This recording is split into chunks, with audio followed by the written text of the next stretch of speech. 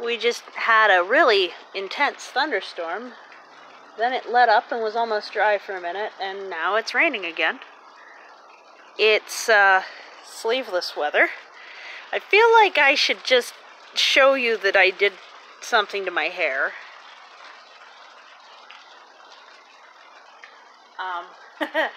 This is, yeah, I always cut my own hair. So any haircut you've seen me with, I did myself. This was just, I wanted to try it. And at first my head was really cold, so I don't know how I feel about it. I'll probably grow it back out, but you know, quarantine haircut. I'm not actually technically quarantined. We just have a shelter-in-place order. Because it is coronavirus time. If someone's watching back on this in the future, they'll wonder what the heck that meant if I don't say so. So, we had a really big thunderstorm that lasted maybe 20 minutes this morning, and now it's just off and on drizzling. Saturday, it is March, I don't know what, because I'm losing track of my days. I think it's probably the 28th right now. And the good news is I had a vacation scheduled for the 30th through the 10th, March 30th through April 10th this year, and I'm going to take it anyway. So there, because our lab shut down and there's less for me to do, so there's less for me to worry about going back to. See, it stopped raining again. Let's go out for a minute. Oh, it's barely dripping. Not enough to even worry about the fact that I'm sleeveless out here. It's really warm. So, pretty good deluge of water. It's puddling in some places and not puddling in others. The daffodils tend to, when the rain gets really hard, it depends on whether they have support near them. A lot of times they end up dumping down into the dirt. My hyacinths are popping open. Can't really smell them right now, but right after rain you usually can't. It's like nighttime, they have like just this candy sweet smell. It's amazing. I've been doing some food replanting. So I do have a food subscription that comes in the mail, and hopefully that's a safe enough thing. It can't be any worse than going into a grocery store right now, but I cut the bottoms off my onions off of the advice of some other YouTuber. I forget who. So these 4 are bottoms that I cut off. One of them is actually sprouting here, and 2 of them are. These 2 have sprouts coming out the middle. And then this one I cut all the sides and the top off, and I ate everything except the core. And yeah, it's doing a lot better than the other one. But still, I mean, there's that. And then if I can get down in here, I was sent a packet of lettuce that had like the hydroponic root ball at the bottom still. So I put it in about 3 weeks ago. Now my neighbor's raking. That's what the sound you're hearing is. Here we go, look. It's daffodil season. The beginning of.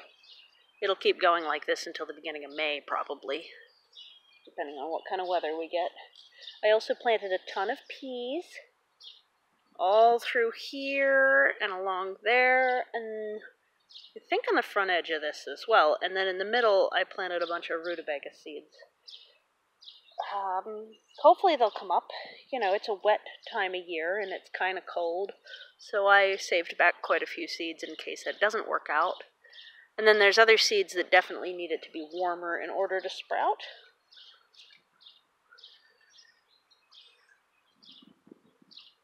Yeah. Here's some of the puddling we're having. I put down the cardboard to just reduce the mud factor. Even with the landscaping fabric, it gets pretty muddy. So, but I do want to keep the water moving along here and not puddling, because when it puddles along here, this crack used to be very flush, and the freeze-thaw of it flooding has been a problem. So part of me is thinking that rather than try and divert it such a long distance, in bulk, I might extend a trench in here and turn the old cold frame, like pull up the rest of the bricks and turn some portion of this old cold frame into an ephemeral pond. In other words, like a water table pond might be another way to word that. Some sort of pond that's there when it feels like it. So basically, I want to dig a really deep hole to help sink some water into the landscape here, have an overflow that goes somewhere other than underneath my porch foundation. But for the most part, like, it used to flood I think this is just like the wind blowing that's gotten this really wet. It used to flood all the way to here like a puddle. So I put like a clay mound here and dug a trench,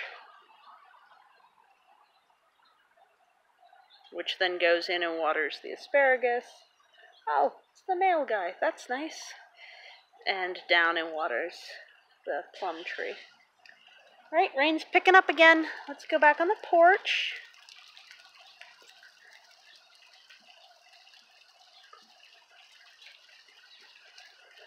Just kind of listen to the rain for a moment. My elderberries are greening up. I really do need to get down through the neighborhood. Ooh, there comes the rain. Wow. Down through the neighborhood and dig up a bit of the really local ones that are getting clear cut every year. Yep. Here we go. Well, I hope you're all keeping your sanity. This is a great time to start a garden. Great time to figure out how to feel more secure in the world. And, you know, if you need anything, put your region and what's missing down in the comments. Maybe we can help each other out. I don't know. We'll find out. I'm kind of stuck at home. I mail-ordered stamps. That felt really meta. There goes an airplane. Haven't seen nearly... It's going through the tree right now. Haven't seen nearly as many of those lately. Alright, well, this is a soggy, soggy day. I hope you are having a nice day, a calm day. I hope you're healthy. I hope you have enough food. I hope you feel safe where you're at. And that you're taking care of the health of the world right now. Okay, take care. Bye.